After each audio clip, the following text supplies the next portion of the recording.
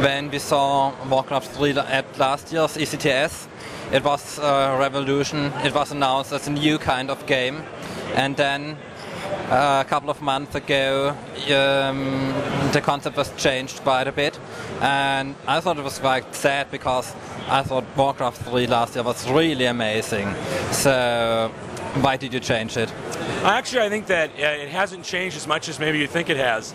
The biggest thing that changed is the camera angle, is what we've done. But all the things that we really think that's going to make Warcraft 3 revolutionary, like all the role-playing aspects, are still very much alive and well in the game. So I think when you see the demo of the game, you're going to see that we have hero units that gain experience, they go up in level, they gain skills and abilities, they have inventory. There's a lot of things that are going to really separate Warcraft 3 from any other strategy game. And I think that because we changed the view of the way that you look at the game, a lot of people have kind of assumed that all those role-playing elements that are going to make it a very different kind of game, a role-playing strategy game, are gone, and they're really not. So I think that you'll be pleasantly surprised at how much it really is like what you hoped it would be. Okay, but when you conceived Warcraft 3 at the beginning, you opted for a different camera angle. So where you set yourself, you had to rearrange the concept in a way?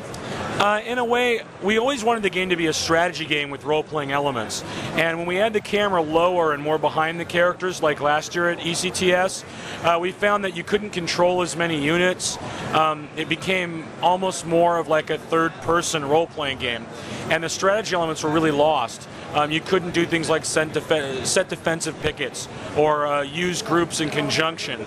And so by pulling the camera back to more of an angle that's above the battlefield, you're still able to have those elements of interaction with the hero units and with the regular units and how they affect each other, but you can control so many more things at one time that it makes it a much more effective strategy title. So we found that we just weren't able to actually get the kind of gameplay we wanted with the camera angle that we first started with. So now really it's more falling into what our original hopes for the game were by changing the camera angle. So the team was kind of bored of doing the same stuff over and over again. So you think real-time strategy as we know it is dead? I think the team is really excited about the direction that Warcraft 3 has gone in. They love working on the title. They really love all the differences in it. I mean, it's a very, very different game than War 2 or StarCraft. I mean, RTS as we know it, RTS as it was, is it dead? Is it boring now? I don't think so. I think that, like with any genre, whether it's RPGs or real-time strategy, it's going to keep evolving. The way that we've chosen to kind of evolve and revolutionize real-time strategy is by introducing role-playing elements into it. I think when you look at other games that use different resource models, kind of do away with the resource and make it all combat or make it more sim-oriented, though they're still strategy games, they're all looking for different ways to kind of spice up that real-time strategy. I think you're just seeing a lot of like redesigning and evolution of that real-time strategy genre. I don't think that it's dead. I think that it's just like any genre in our industry is undergoing changes to keep it fresh and interesting. Command & Conquer doesn't seem to change a lot. What do you think about this? I'm sorry, what? Command & Conquer does not seem to change a lot. I think that Command & Conquer, they've stayed truer to their original gameplay style, but they've actually done a lot of things that change. They've introduced units that do things like they've never done before. I think that with Red Alert 2, we're going to see some things that are different that they're going to come up with.